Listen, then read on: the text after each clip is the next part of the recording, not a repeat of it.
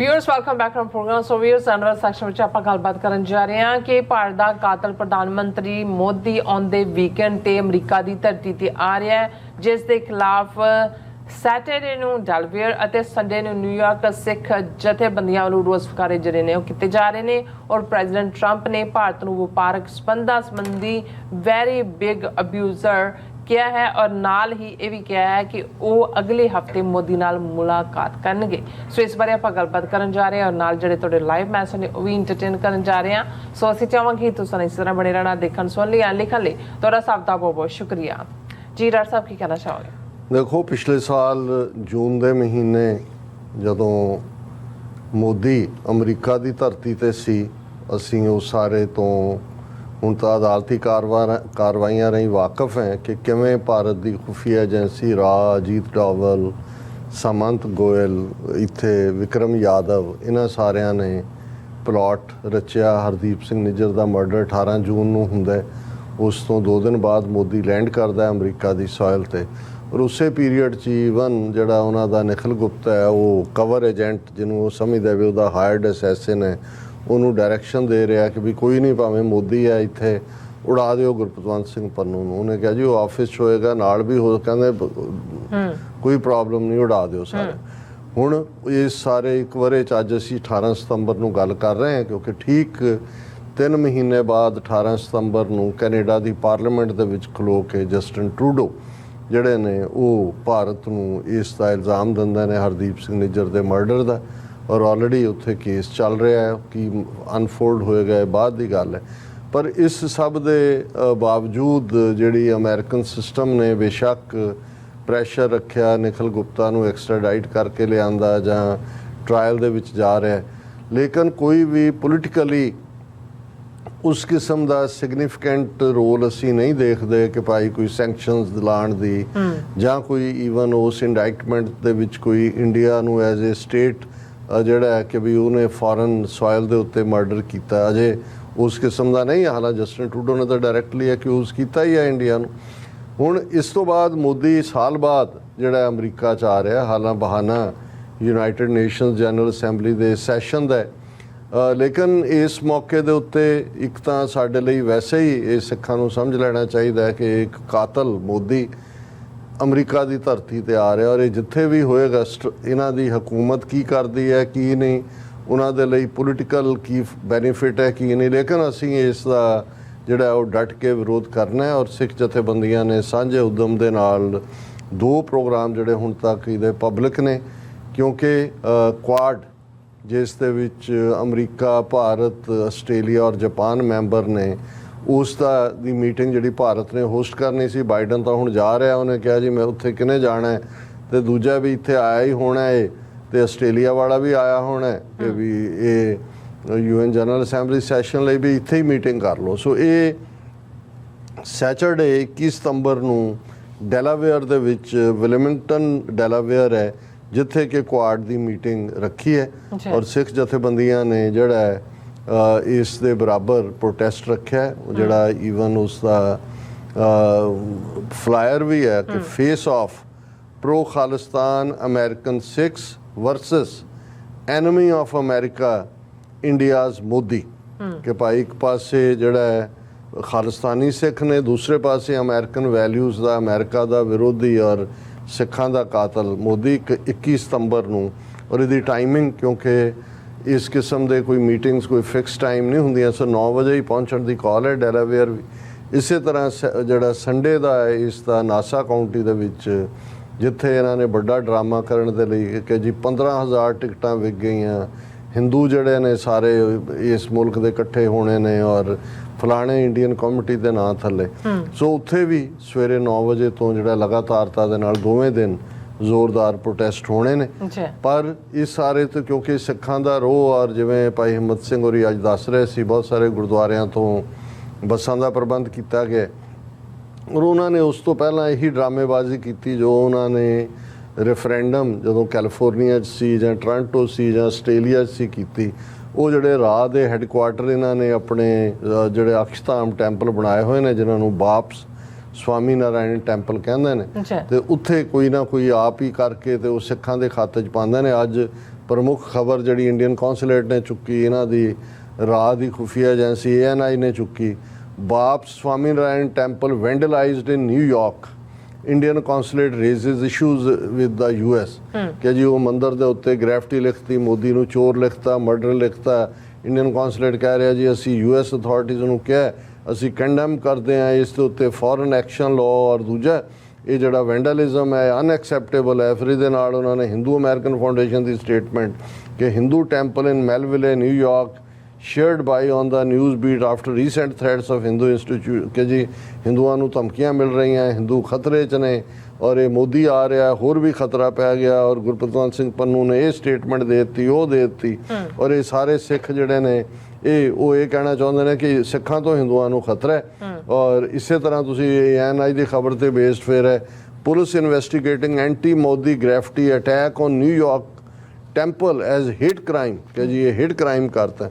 ਪਰ ਇਹ ਤਾਂ ਉਹਨਾਂ ਦਾ ਹੀ ਡਰਾਮੇਬਾਜ਼ੀ ਹੈ। ਉਹ ਅਮਰੀਕਨ ਏਜੰਸੀਆਂ ਨੂੰ ਵੀ ਪਤਾ ਹੈ ਵੀ ਅਲਟੀਮੇਟਲੀ ਇਹ ਆਪ ਹੀ ਨਿਕਲਦੇ ਹੁੰਦੇ ਨੇ, ਕਿਉਂਕਿ ਉਦੋਂ ਕਿ ਜਦੋਂ ਕਿ ਹੁੰਦਾ ਉਦੋਂ ਕਿ ਇਹਨਾਂ ਦੇ ਕੈਮਰੇ CCTV ਕੈਮਰੇ ਆਫ ਹੋ ਜਾਂਦੇ ਨੇ ਹਾਂਜੀ। ਤੇ ਪੰਡਤ ਜੀ ਆਪਣੀ ਬੋਦੀ ਨੂੰ ਦੂਰੀ ਗੰਢ ਦੇ ਕੇ ਤੇ ਉੱਤੇ ਮੂੰਹ ਸਿਰ ਲਪੇਟ ਕੇ ਜਿਹੜਾ ਉਹ ਕਰ ਦਿੰਦੇ ਨੇ, ਔਰ ਨਾਲ ਹੀ ਕਹਿੰਦੇ ਨੇ ਭਗਵਾਨ ਹमें माफ क्षमा करना, मोदी जी का हुक्म हमें करना पड़ रहा है, अपने भगवान आपके घर में ही हम क्या कर रहे हैं। ਲੇਕਿਨ ਇਹਦੇ 'ਚ ਜਿਹੜੀ ਟਰੰਪ ਨੇ ਸਟੇਟਮੈਂਟ ਦਿੱਤੀ, ਇਕਨੋਮਿਕ ਟਾਈਮਸ ਨੇ ਲਾਈ ਹੈ, Donald Trump calls India very big abuser of trade ties, set to meet PM Modi next week.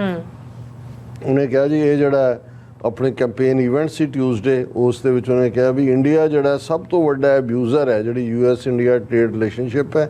ਪਰ ਉਹਨੇ ਕਿਹਾ ਮੈਂ ਅਗਲੇ ਹਫਤੇ ਜਿਹੜਾ ਮੋਦੀ ਨੂੰ ਮਿਲਾਂਗਾ। ਸੋ ਆਬਵੀਅਸਲੀ ਉਹਦੇ ਇਹਨਾਂ 2-3 ਦਿਨਾਂ ਦੀ ਵਿਜ਼ਿਟ ਦੇ ਦੌਰਾਨ ਜਿਹੜਾ ਇਹ ਮੁਲਾਕਾਤ ਵੀ ਹੋਏਗੀ। ਹੁਣ ਮੁਲਾਕਾਤ 'ਚ ਉਹਨੇ ਕੀ ਕਹਿਣਾ, ਉਹਨੂੰ ਕੀ ਕਹਿਣਾ, ਇਹ ਤਾਂ ਵੱਖਰੀ ਗੱਲ ਹੈ, ਪਰ ਇਹ ਉਹਦਾ ਪਬਲਿਕ ਅਬਿਊਜ਼ ਕਰਨਾ ਵੀ ਕਿ ਵੈਰੀ ਬਿਗ ਅਬਿਊਜ਼ਰ, ਇਹ ਆਪਣੇ ਆਪ ਦੇ ਵਿੱਚ ਇੱਕ ਪਾਸੇ ਦੀ ਖਬਰ ਹੈ ਕਿ ਦੇਖੋ ਜੇ ਟਰੰਪ ਆਇਆ ਤਾਂ ਇੰਡੀਆ ਨੂੰ ਰਗੜਾ ਦੇਗਾ, ਪਰ ਨਾਲ ਦੀ ਨਾਲ ਮੋਦੀ ਨੂੰ ਕਹਿ ਰਿਹਾ ਫੈਂਟੈਸਟਿਕ।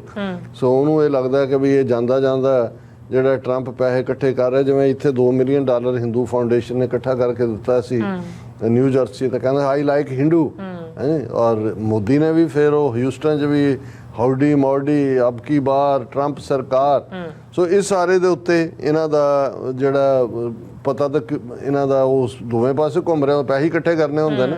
ਲੇਕਿਨ ਈਵਨ ਇਹ ਅਬਿਊਜ਼ ਕਰਨਾ ਇੱਕ ਹਿੱਸੇ ਨੂੰ ਖੁਸ਼ ਕਰ ਦਿੰਦਾ ਹੈ, ਤੇ ਮੋਦੀ ਨੂੰ ਮਿਲਣਾ ਤੇ ਫੈਂਟੈਸਟਿਕ ਕਹਿਣਾ ਉਹ ਜਿਹੜੇ ਹਿੰਦੂ ਨੇ ਉਹਨਾਂ ਨੂੰ ਖੁਸ਼ ਕਰ ਦਿੰਦਾ ਹੈ। ਸੋ ਆਉਣ ਵਾਲੇ ਪੀਰੀਅਡ 'ਚ ਹੋਏਗਾ। ਹਾਲਾਂ ਅੱਜ ਅਨਕਨਫਰਮਡ ਇਹ ਸੀ ਕਿ ਸ਼ਾਇਦ ਪਹਿਲਾਂ ਇਹ ਸੀ ਕਿ ਮੋਦੀ ਇਹ ਚਲਾ ਜਾਏਗਾ ਇਹ ਜਿਹੜੀਆਂ ਇਵੈਂਟਸ ਤੋਂ ਬਾਅਦ, ਔਰ ਜਿਹੜਾ UN ਜਨਰਲ ਅਸੈਂਬਲੀ ਨੂੰ ਸੰਬੋਧਨ ਕਰਨਾ ਉਹ 30 ਤਰੀਕ ਨੂੰ 28 ਤਰੀਕ ਨੂੰ S ਜੈਸ਼ੰਕਰ ਕਰੇਗਾ। ਪਰ ਅੱਜ ਹੀ ਇੱਕ ਸੋਰਸ ਤੋਂ ਸਾਨੂੰ ਪਤਾ ਲੱਗਾ ਕਿ ਮੰਡੇ ਹੀ ਮੋਦੀ ਜਿਹੜਾ ਸੈਚਰਡੇ ਡੈਲਾਵੇਅਰ, ਸੰਡੇ ਨਿਊਯਾਰਕ, ਤੇ ਮੰਡੇ ਉਹੀ ਐਡਰੈਸ ਕਰੇਗਾ, ਕਿਉਂਕਿ ਇਹਦੇ 'ਚ ਜਿਹੜਾ ਰੋਸਟਰਮ ਬਣਿਆ ਹੁੰਦਾ ਹੈ ਕਿ ਜੀ ਕਿਹਨੇ ਕੀ ਬੋਲਣਾ ਉਹਨੂੰ ਤੁਸੀਂ ਐਕਸਚੇਂਜ ਕਰ ਸਕਦੇ ਹੋ ਕਿਸੇ ਹੋਰ ਨਾਲ। ਉਹਨਾਂ ਨੇ ਹੋਣਾ ਜੀ ਮੋਦੀ ਹੋਣਾ ਹੀ ਆ ਤੇ ਉਹਨੂੰ ਜਿਹੜਾ ਬੁਲਾ ਦਿਓ। ਸੋ ਜੇ ਇਵੇਂ ਹੋਏਗਾ ਫਿਰ ਅਸੀਂ ਮੰਡੇ ਵੀ UN general assembly session UN ਦੇ ਬਾਹਰ ਪ੍ਰੋਟੈਸਟ ਕਰਾਂਗੇ।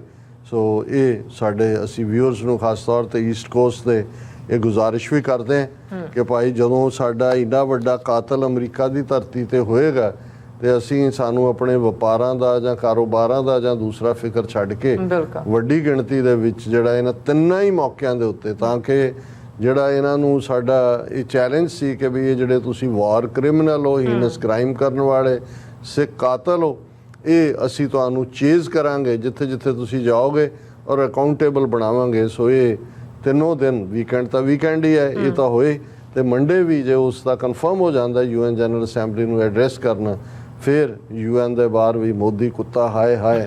ਬਿਲਕੁਲ ਜੀ ਡਾਕਟਰ ਸਾਹਿਬ, ਹੁਣ ਆਪਾਂ ਆਪਣੇ ਜਿਹੜੇ ਵਿਊਅਰਸ ਮੈਸੇਜ ਨੇ ਉਹ ਲੈਣ ਜਾ ਰਹੇ ਹਾਂ। ਸਭ ਦਾ ਬਹੁਤ ਬਹੁਤ ਸ਼ੁਕਰੀਆ ਅਦਾ ਕਰਦੇ ਹਾਂ। ਦਵਿੰਦਰ ਸੰਧੂ ਜੀ ਖਾਲਸਾ ਜ਼ਿੰਦਾਬਾਦ ਕਹਿੰਦੇ ਨੇ, ਸੋਨ ਮਾਇਲ ਜੀ, ਦਵਿੰਦਰ ਸੰਧੂ ਫਿਰ ਫਿਰ ਜਸਕੀਰਤ ਸਿੰਘ ਜੀ, ਅਜਵਿੰਦਰ ਸਿੰਘ ਸੋਧਾ ਜੀ, ਅਮਰਜੀਤ ਸੈਣੀ ਜੀ, ਧਰਮ ਸਿੰਘ ਜੀ, ਹਰਦੀਪ ਸਿੰਘ ਜੀ, ਇਹ ਸਭ ਸਾਨੂੰ ਜਿਹੜੇ ਆ ਵਾਹਿਗੁਰੂ ਜੀ ਕਾ ਖਾਲਸਾ ਵਾਹਿਗੁਰੂ ਜੀ ਕੀ ਫਤਿਹ ਕਹਿੰਦੇ ਨੇ, ਖਾਲਸਾ ਜ਼ਿੰਦਾਬਾਦ ਕਹਿੰਦੇ ਨੇ।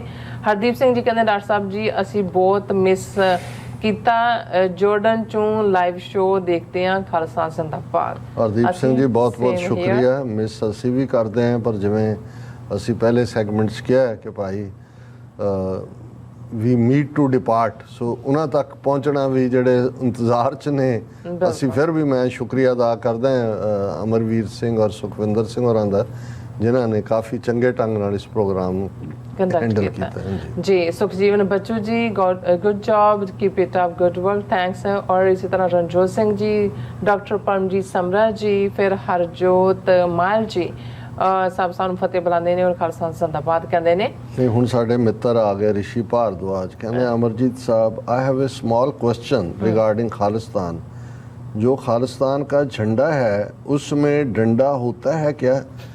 ਭਾਰਦਵਾਜ ਜੀ, ਝੰਡੇ 'ਚ ਡੰਡਾ ਵੀ ਹੋਏਗਾ ਤੇ ਇੱਕ ਡੰਡਾ ਅਸੀਂ ਤੁਹਾਡੇ ਵਰਗਿਆਂ ਲਈ ਵੀ ਰੱਖਿਆ ਹੈ, ਉਹ ਡੰਡਾ ਫੇਰਨ ਨੂੰ ਹੈ। ਸੋ ਝੰਡਾ ਡੰਡੇ ਤੋਂ ਬਿਨਾਂ ਨਹੀਂ ਹੁੰਦਾ, ਤੁਹਾਨੂੰ ਵੀ ਚੰਗੀ ਤਰ੍ਹਾਂ ਪਤਾ ਹੈ। ਤੇ ਇਹ ਹੈ ਕਿ ਵੀ ਡੰਡਾ ਜਿਹੜਾ ਹੈ ਉਸ ਨੂੰ ਚੰਗਾ ਸਮਾਂ ਵਾਲੀ ਡਾਂਗ, ਚੰਗਾ ਤੇਲ ਤੂੰ ਲਾ ਕੇ ਰੱਖਿਆ ਹੋਏਗਾ।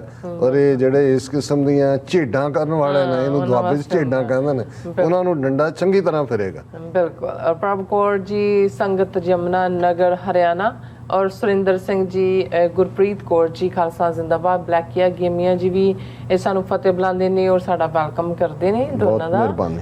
ਜਤਿੰਦਰ ਸਿੰਘ ਜੀ ਵੀ, ਫਿਰ ਨਿਹੰਗ ਸਿੰਘ ਜੀ ਕਹਿੰਦੇ ਟੀਵੀ 84 ਦੀ ਸਾਰੀ ਟੀਮ ਨੂੰ ਵਾਹਿਗੁਰੂ ਜੀ ਕਾ ਖਾਲਸਾ ਵਾਹਿਗੁਰੂ ਜੀ ਕੀ ਫਤਿਹ। ਲਖਵਿੰਦਰ ਸਿੰਘ ਔਜਲਾ ਦੀ ਸਤਿ ਸ਼੍ਰੀ ਅਕਾਲ, ਖਾਲਸਾ ਜ਼ਿੰਦਾਬਾਦ। ਔਰ ਸ਼ਰਨ ਪ੍ਰੀਤ ਸੰਧੂ ਜੀ ਔਰ ਲਾਡੀ ਸਿੰਘ ਜੀ ਥੈਂਕਸ ਕਹਿੰਦੇ ਨੇ। ਔਰ ਬਲਵਿੰਦਰ ਸਿੰਘ ਜੀ ਵੀ ਸਾਨੂੰ ਫਤਿਹ ਬੁਲਾਉਂਦੇ। ਲਾਡੀ ਸਿੰਘ ਜੀ ਕਹਿੰਦੇ ਵੈਲਕਮ ਬੈਕ ਬਾਬਾ ਜੀ। ਔਰ ਸੁਰਮੁਖ ਮੁੰਦਰਾ ਜੀ, ਬਲਵਿੰਦਰ ਸਿੰਘ ਜੀ, ਪੰਜਾਬ ਅਤੇ ਪੰਜਾਬੀਆਂ ਦੇ ਹਰ ਇੱਕ ਮਸਲੇ ਦਾ ਹੱਲ ਆਜ਼ਾਦੀ ਹੈ, ਖਾਲਸਾ ਜ਼ਿੰਦਾਬਾਦ। ਜ਼ਿੰਦਾਬਾਦ ਜ਼ਿੰਦਾਬਾਦ ਜੀ। ਔਰ ਬਾਵਾ ਅਮਰੀਕਾ ਕਹਿੰਦੇ ਨੇ ਕਿ ਮੈਨੂੰ ਸਭ ਤੋਂ ਸੋਹਣਾ ਪ੍ਰੋਗਰਾਮ ਤੁਹਾਡਾ ਲੱਗਦਾ ਹੈ ਜੀ, ਵਾਹਿਗੁਰੂ ਤੁਹਾਨੂੰ ਲੰਮੀਆਂ ਉਮਰਾਂ ਬਖਸ਼ੇ। World news with sense, lot of respect for you.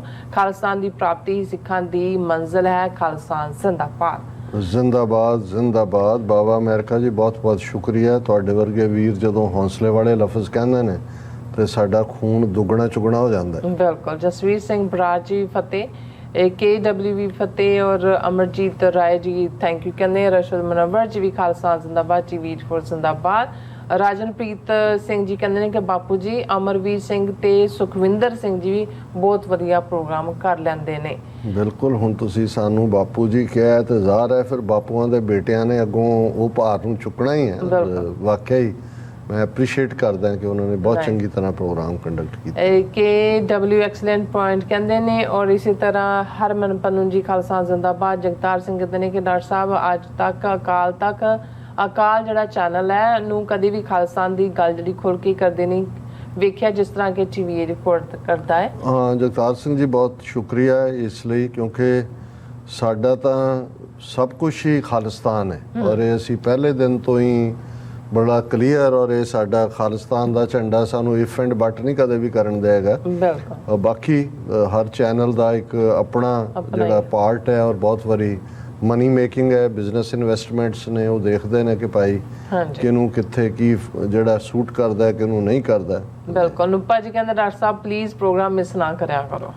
ਨੂਪਾ ਜੀ ਹੁਣ ਅਸੀਂ ਕਿੰਨੀ ਕੁ ਵਾਰੀ ਆਪਣੀ ਐਕਸਪਲੇਨੇਸ਼ਨ ਦਈਏ, ਅਸੀਂ ਘਰੇ ਨਹੀਂ ਬੈਠੇ। ਦੇਖੋ ਅਸੀਂ ਔਰ ਇਹ ਇੰਨੀ ਜਦੋਂ ਤੁਸੀਂ ਸਫ਼ਰ 'ਚ ਹੁੰਦੇ ਹੋ ਜਾਂ ਦੂਜਾ ਕਾਫੀ ਜਿਹੜੇ ਸਫ਼ਰ ਕਰਦੇ ਨੇ ਉਹਨਾਂ ਨੂੰ ਪਤਾ ਹੈ। ਜਦੋਂ ਮੈਨੂੰ ਕੋਈ ਪੁੱਛੇਗਾ ਵੀ ਕਿਵੇਂ ਰਿਹਾ, ਮੈਂ ਕਿਹਾ ਜੀ ਸਫ਼ਰ ਅੰਗਰੇਜ਼ੀ ਦਾ ਹੋਏ ਪੰਜਾਬੀ ਦਾ ਹੋਏ ਮਤਲਬ ਇੱਕੋ ਹੀ ਹੁੰਦਾ ਹੈ। ਸੇਮ ਹੀ ਮਤਲਬ ਹੈ। ਬਸਰਾ ਜੀ ਫਤਿਹ ਬੁਲਾਉਂਦੇ ਨੇ। ਬਲਵਿੰਦਰ ਸਿੰਘ ਜੀ ਔਰ ਸਤਨਾਮ ਔਜਲਾ ਜੀ, ਜਸਵੀਰ ਸਿੰਘ ਬਰਾੜ ਜੀ, ਸਪਾਈ ਸਿੰਘ ਜੀ ਔਰ ਇਸੇ ਤਰ੍ਹਾਂ ਮਨਜੀਤ